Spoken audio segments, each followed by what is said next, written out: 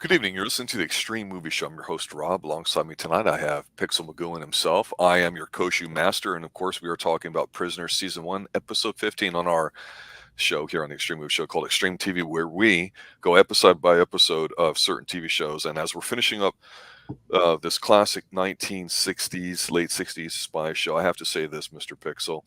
I've complained a lot about all the filler that we've been seeing lately. And while this episode is filler, it's fun filler that has a lot of wacky, goofy ass stuff and is probably one of the most batshit, insane, silly, goofy episodes.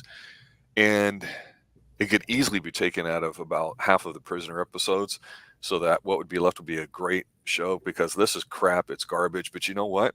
I had fun with it because we have JAZZY FIST fights. We had exploding cricket balls. We have a mysterious lady dressed in white walking around trying to assassinate number 6 in a lot of ways. We have absolutely no reason whatsoever to think this is connected to the village. It's a standalone episode that means absolutely nothing, like last week's Western.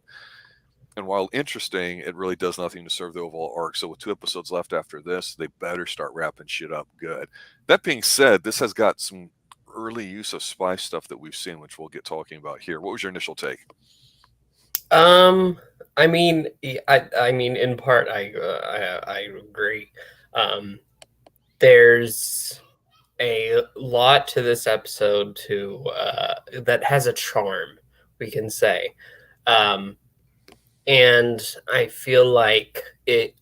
When we started, I thought it was giving us a look at a mission with number 6, essentially, because we're in London for this episode. For most of this episode, London, not the village.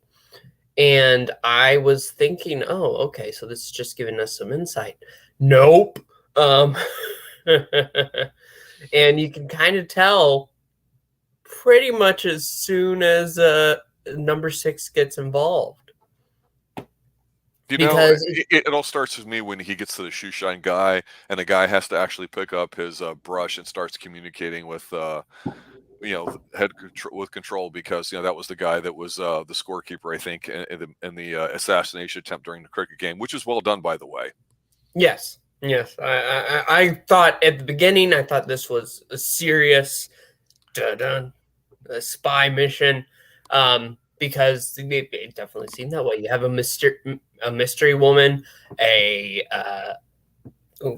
have an older, distinguished gentleman getting assassinated, and then number 6, he goes ahead to that shoe shine box, like you said, and a message is passed to him to go to the record shop. And we've seen this actually before. Yes. Because he made number 2 think that he had something with a record, and he kept listening to it over and over again like there was something on it. There was nothing. But here there actually is a message, and he has been learning about this professor who has been working on a rocket of sorts to essentially destroy all of London. And it seems that whenever they have an agent on the mission, that they end up getting taken out. So he goes ahead and takes where I believe his name was Colonel Hawk. Yeah, where Colonel Hawk left off.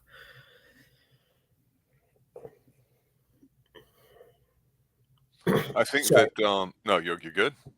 Yeah, I'm good. Okay. No, I was going to say about this whole opening bit here, going up to the record shop, was that immediately we get a great shot. We know we're not in the village because of the way it looks.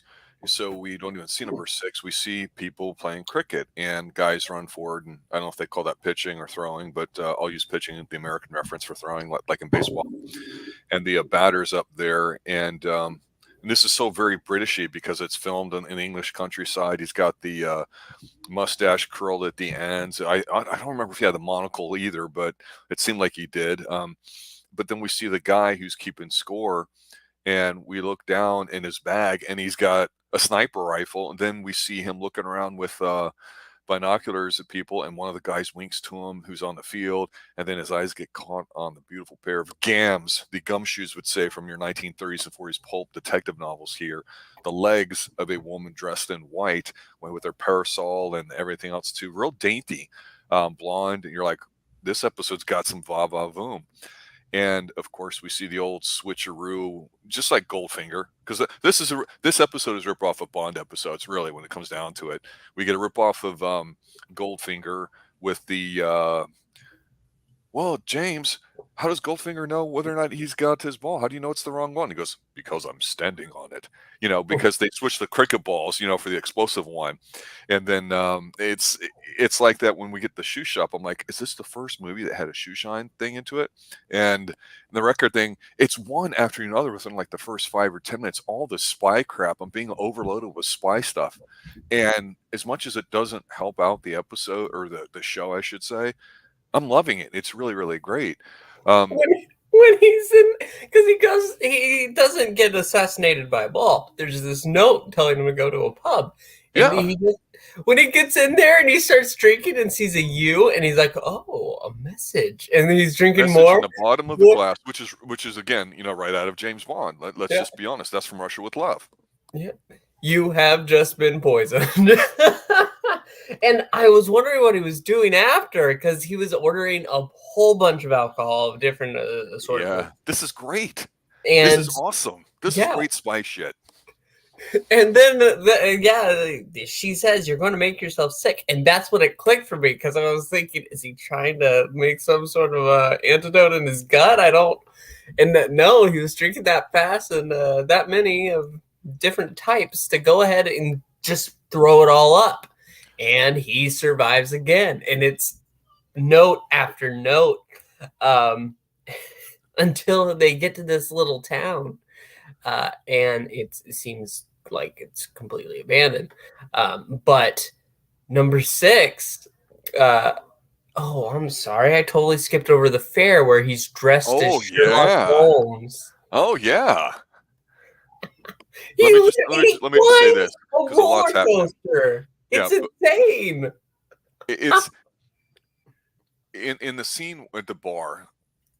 Gorgeous bartender serving him up, and it seems like he knows her. So I'm going, okay, is this going to be like a deep dive into him personally? Is it maybe a reason why he went to the village? There's still almost this 1% chance I thought this would have something to do with the rest of the episode. My brain told me hell no, but my heart told me maybe. And so when he pukes out everything to get there, I think it's great, because when he's there in the restroom, he gets that message to go meet at I think they call it a Turkish bath.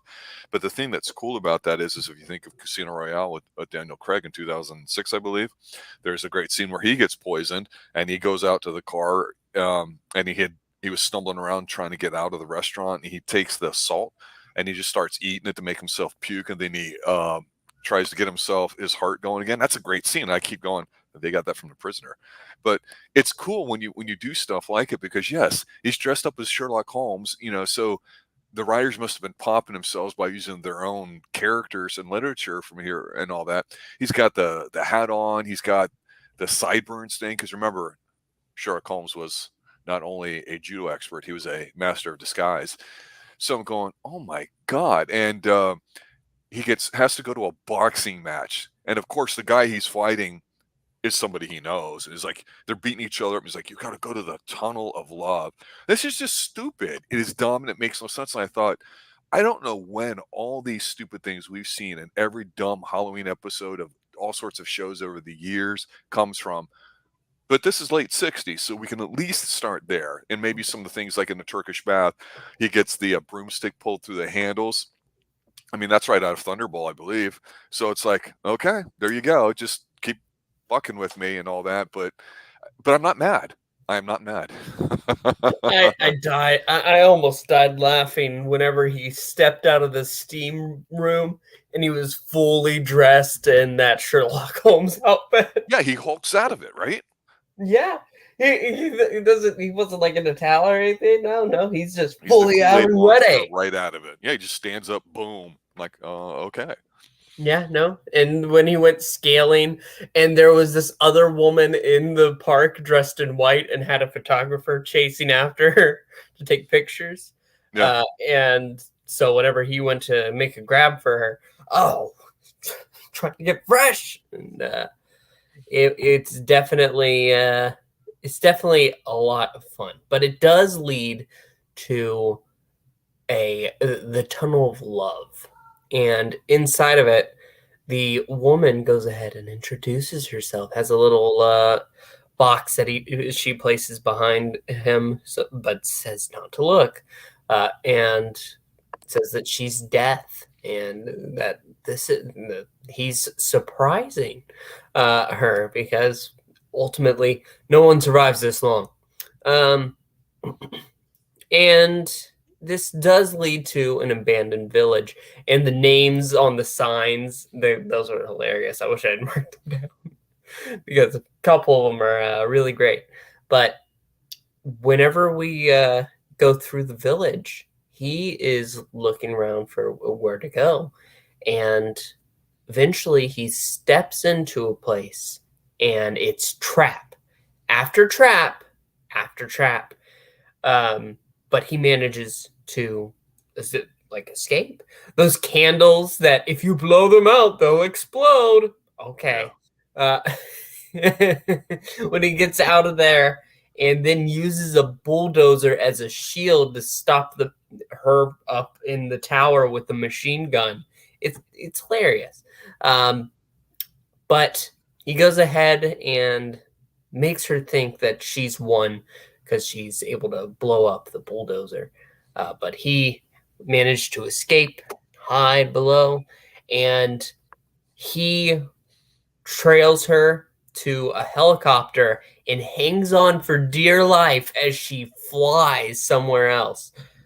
It's definitely, as it gets to the end here, it's amped up the silliness of the situation. Yeah, it's when he's in this town and he survives all these traps. I mean, he uses his brain, which is fine, and it's the spikes coming up, and he's able to chin up himself out of there, and the poison stuff and all that. It's just really schlocky. It really is like, okay, but if you accept it going into it, and you get over the being mad part to it, and you go right through it, you're like, all right, this is not bad. But at the same time too, and one of the shining lights of the episodes in general that I always remember that stuck with me over the years is how certain themes have really get played out a lot about personal freedom being a big one, not being a conformist. What roles do you fit into society? How do you get along with other people and groups when you can't trust them? Men versus women. And of course, there's another woman trying to kill him. Not obviously hasn't met one he could trust. You've got the whole socialist thing at the time because Britain was infected with socialists as well as the United States. Maybe not as apparent in the United States because of the way USA was considered the number one country after World War II globally. You don't see much of China in here, but it's kind of like a similar thing, and we get none of that in these past couple episodes. They're goofy spy spoof stuff, and like I say, it's disappointing because there's some really strong stuff in it, and by the time they go to wrap up these last two episodes, we're going to be in a situation that we're going to find ourselves going, how can we really get set up for a home run ending here if it's possible? And so I'm starting to doubt that we will. But again, and as an episode on itself, it's entertaining. I can't see that it's not, but I wanted to talk a little bit before we continue because we're getting close to the end here. A lot of stuff's happening. This is like the Jason Statham movie, Crank movies, where a lot of shit's going on. No, this episode is doing it, and it did it a good 40, 50 years earlier. But it's, what do you think of the girl who was Death? I thought she was kind of playful. I thought she was kind of sexy for the time and everything else, not just beautiful Other like than you that stare at hideous her. eye makeup. Well, maybe it was hideously applied makeup. I mean, it's just he's chasing after a girl who's promising to kill him, and then she's getting kind of turned on, like, "Hey, you're a great match. You're not like the other guys." I mean, it's so silly and so stupid, but it's like juvenile is the way. It's like when you're in middle school and you're hot for the high school girl. You're going, "Oh, she's mature. She's so much more sophisticated than the younger girls or anything like that at all." And it's just that's kind of the vibe I felt like we could get from her, but I think they didn't really let her even be as serious as some of the other number potential twos that we've seen. Because again, the episode we forgot to mention that does seem to have a different number two talking, right? and we know that we pretty much go through them all. And one of them that we saw before ended up being a woman at the end and did a really great job at it. But here it's no, she might as well be Jaws, instead of being terrifying in one Bond film and then goofy in the next one, she's just kind of, I mean, because it's so unbelievable. I mean, it really is, isn't it? Sorry, what did you just say? I just said it's so unbelievable, the episode, and what happens in there. Yes, it is. And as you were saying about the girl, no, she definitely had potential to be something more. But at the end here, it becomes kind of a mess because she does make mentions to a father. Turns out her father has a certain proclivity, let's say, to